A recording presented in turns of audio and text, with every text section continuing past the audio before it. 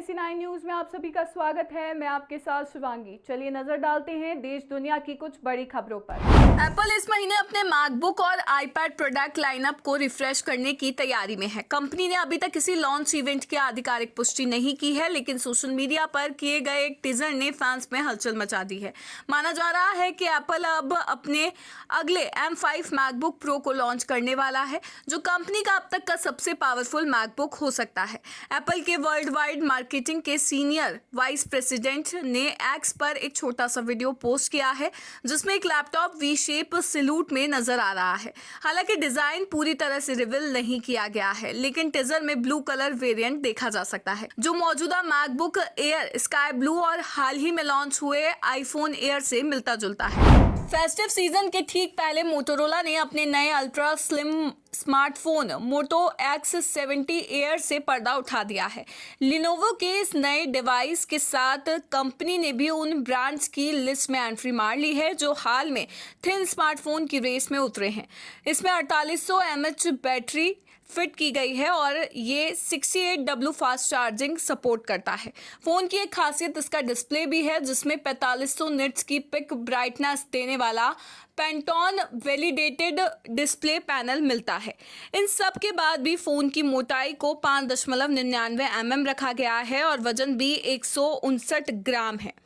नया मोटो X70 air फिलहाल Lenovo की ऑफिशियल वेबसाइट पर लिस्ट हुआ है, लेकिन कंपनी ने इसकी कीमत अभी रिवील नहीं की है। इसमें 256 GB और 512 GB स्टोरेज ऑप्शन के साथ गैजेट ग्रे, लिली पैड और ब्रोंज ग्रीन कलर ऑप्शन में पेश किया जाएगा। मोटो X70 एयर का लॉन्च चीन में 31 अक्टूबर को होगा, जबकि यूरोप में ये 5 नवंबर को मोटोरोला एज 70 नाम से पेश किया जाएगा। अभी इंडियन लॉन्च को लेकर कोई जानकारी नहीं दी गई है, लेकिन माना जा रहा है कि ये फोन भारत में जल्द ही मोटोरोला एज 70 एयर नाम से एंट्री ले सकता है। देश की सबसे बड़ी software company Tata consultancy services में बड़ी संख्या में वर्कर्स की छटनी को लेकर विरोध बढ़ रहा है। इस छटनी के खिलाफ IT and ITS democratic employees association ने बेंगलुरु में कंपनी के व्हाइटफील्ड कैंपस के सामने विरोध प्रदर्शन किया है। TCS से लगभग 20,000 वर्कर्स को हटाए जाने का अनुमान है।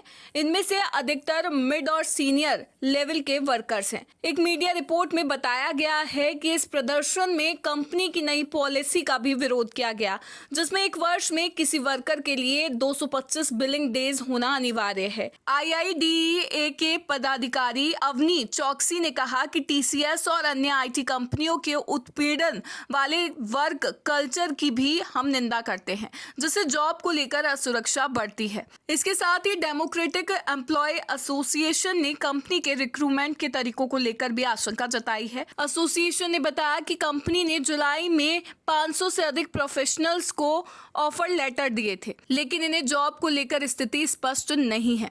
हाल ही में TCS ने बताया था कि उसकी योजना लगभग 12,000 वर्कर्स को हटाने की है।